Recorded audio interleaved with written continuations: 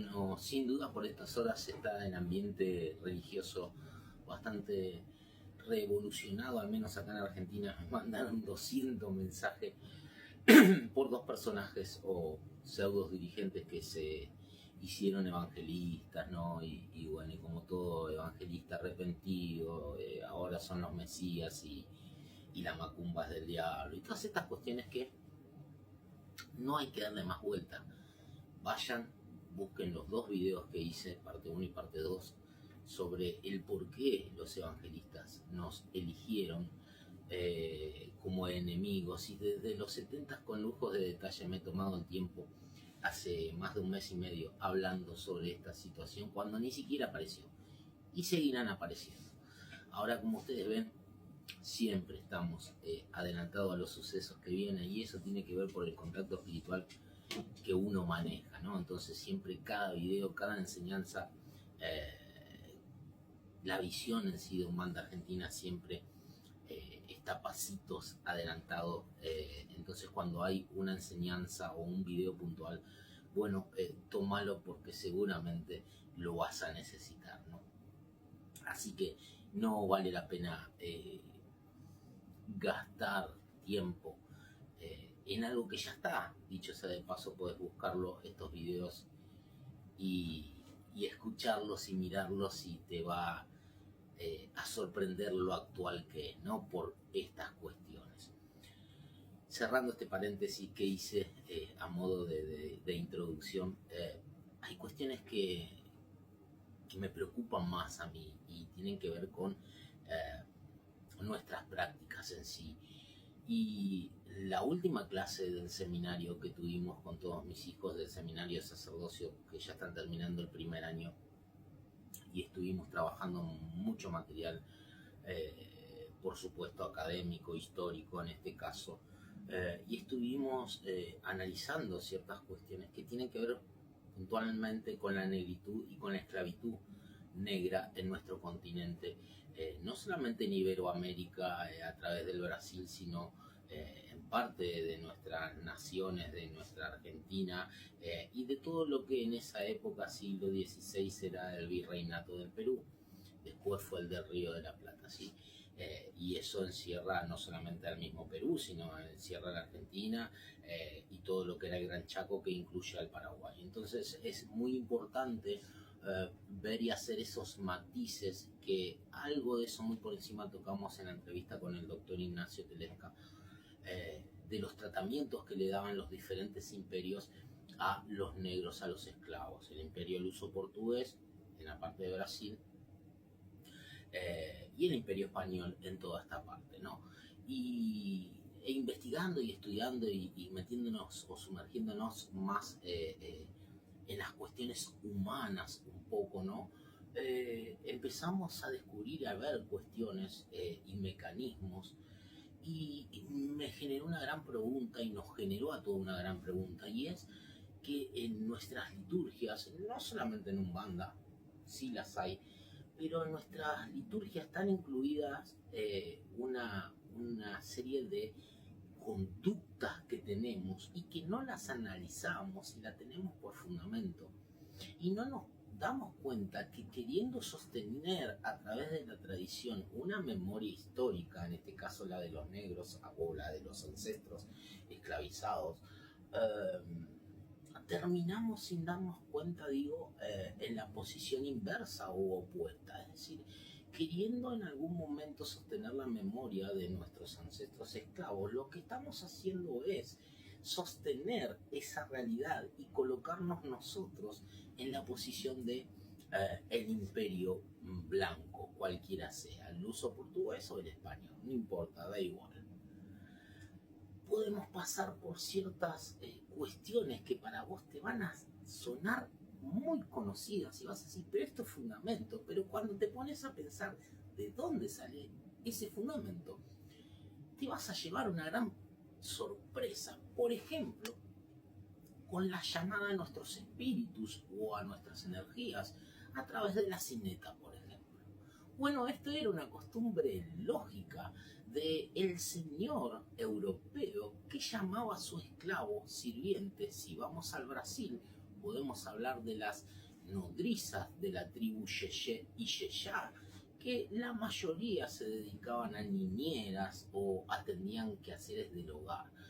Y si vamos a la región del Virreinato del Perú, que cayó bajo el dominio temporal, no vamos a decirlo así, casi 400 años, pero digo, del Imperio Español, también lo hacían de la misma manera. E incluso te agrego más, cuando el señor, el hacendado, iba a darle un poco de descanso o a darle alimento a los negros esclavos, por ejemplo, en las plantaciones de caña de azúcar, también lo hacía de esa forma, sonando una campana, un cencerro, o lo que hoy nosotros llamamos cineta. El mismo mecanismo, llamaban al esclavo y el esclavo tenía que venir u obedecer. Ahora, otro fundamento de ese, y podés mistificar y hablar, como alguna vez dije, el sonido, la frecuencia, y para qué sirve el sentido de generar el sonido, para llamar o comunicarnos con un espíritu. Ahora, otro fundamento litúrgico no hay de la utilización o del llamado a un espíritu o a un misterio utilizando la cineta.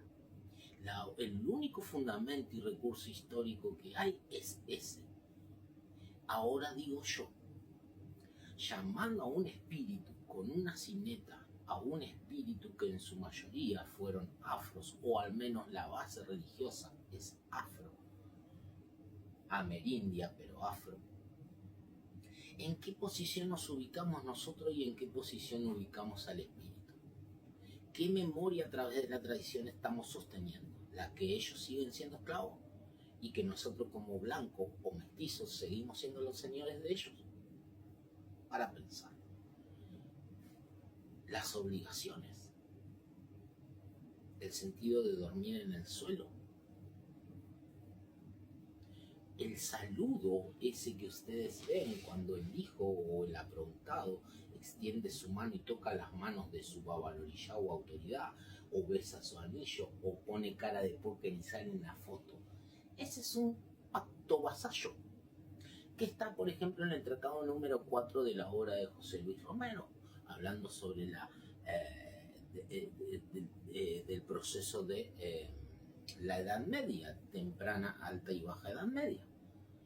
Es un pacto vasallo, un pacto de honor, un pacto de sujeción, un pacto de subordinación del señor vasallo al señor feudal.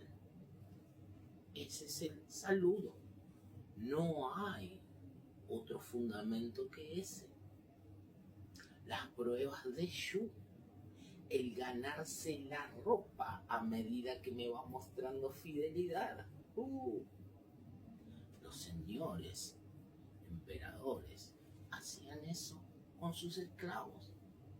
De hecho, hay un montón de leyes, como las 7 leyes de la India, que estipulan que aún el esclavo, cuando se compraba su libertad después de determinado tiempo, no podía acceder a las mismas telas. Incluso hay una carta elevada a Vuestra Majestad en España en el año 1775, luego de la expulsión de los jesuitas, que desde la capital del Perú, Hernandarias, le manda una carta a Vuestra Majestad el Emperador en España y le exige que por favor, a través de ciertas leyes, haga una excepción o una discriminación con los esclavos. ¿Por qué? Porque ellos accedían, una vez liberados, a ropas, a telas, e incluso ciertos forros de telas y de trajes carísimos, al igual que los señores españoles. Entonces, en las reuniones sociales o en las fiestas sociales, políticas importantes, no había diferencia delante del pueblo entre un esclavo libre y un señor. Luego, las leyes de las 7 Indias también estipula que el esclavo liberto era liberto, pero parcial y no con la visión de la persona que había nacido libre, es decir, blanca o europea, sino que era libre parcialmente, siempre estaba como encomodato al cuidado de su antiguo señor. Entonces de allí saldrá esa idea de que un sacerdote, cuando hace sus obligaciones, nunca puede ser liberado, y si es liberado siempre tiene que seguir sujeto a su antiguo señor y bla bla bla. Lo que te quiero decir es que hay muchísimos fundamentos. Se me viene a la cabeza darle de comer a ellos unas encrucijadas, prender velas, no prender velas en su casa, cultuar a ellos de noche, cuestiones que tienen la raíz en la esclavitud y en ese infierno que nuestros queridos ancestros africanos, en cuanto a la religión, han vivido. Y nosotros, como medium fundamentados, seguimos puyando y sosteniendo y trabajando la posición de señores imperialistas y recordándole en cada sesión nuestra, sin darnos cuenta, por supuesto, ponele, de que ellos siguen siendo esclavos. Entonces creo que si no encontrás un fundamento diferente que justifique que tu cosmovisión y práctica en realidad está lejos de demostrar eso, sino que trata a nuestros países y a nuestras entidades como señores y como verdaderamente son, es decir, nuestras guías y no al revés, entonces yo creo que deberías empezar a preocuparte. Te transmito eh, algún razonamiento o algún pensamiento, quizás un poco complejo, pero que se nos ha disparado y es objeto de estudio hasta ahora.